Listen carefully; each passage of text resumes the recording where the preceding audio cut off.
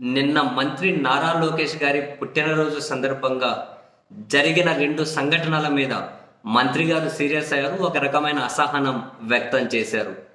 ఆ 2 సంఘటనల మీద తన అసంతృప్తిని అయితే వ్యక్తం చేశారు. చాలా చోట్ల లోకేష్ గారి పుట్టినరోజును పురస్కరించుకొని కొన్ని కార్యక్రమాలను ఆ పార్టీ శ్రేణులు నిర్వహించుకుంటూ పోయి ఈ క్రమంలో వాళ్ళ పార్టీలో ఉన్న ఆధిపత్య పోరుగానే బహిర్గతమైంది. సరే, రాజకీయంగా అవన్నీ సర్వసాధారణమే. అయితే కొన్ని చోట్ల కొందరు అత్యుత్సాహం ప్రదర్శించారు. అందులో ఇప్పుడు వెస్ట్ గోదావరి జిల్లా జంగారెడ్డిగూడెం జెడ్పీ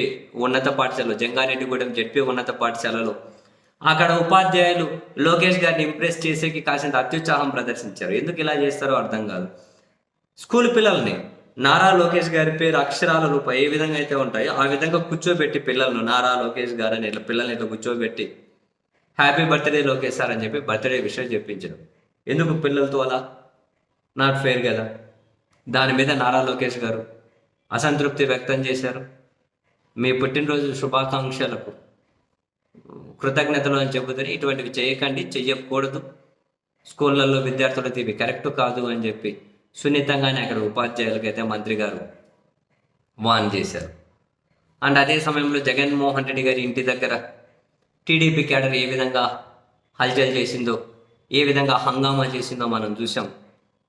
ఏమో అవసరం జగన్ గారి ఇంటి దగ్గరికి వెళ్ళి అక్కడ హార్ను కొట్టి కార్లు పైకెక్కి కేకలేసి చేతులు ఇట్లా అనుకుంటూ తొడలు కొడుతూ ఆ విధంగా రెచ్చగొట్టాల్సిన అవసరం లేదు. మాజీ ముఖ్యమంత్రి మరో పార్టీ అధ్యక్షుడు ఇంటి దగ్గరకు పోయేసి ఏముంది? దీని మీద కూడా నారా లోకేష్ గారు అయితే అసంతృప్తి వ్యక్తం చేశారు, అసహనం వ్యక్తం చేశారు. ప్రజాస్వామ్యంలో ఇటువంటి వాటికి మనం ఎంకరేజ్ చేయకూడదు, అది కరెక్ట్ కాదు.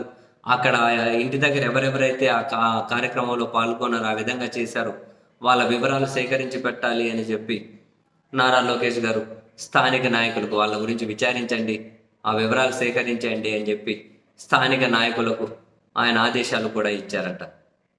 జగన్మోహన్ గారి ఇంటి దగ్గర ఆ విధంగా చేయడం కరెక్ట్ కాదు అని. ఏదన్నా ప్రజాస్వామ్యంగా వ్యవహరించాలి, క్రమశిక్షణతో ఉండాలి.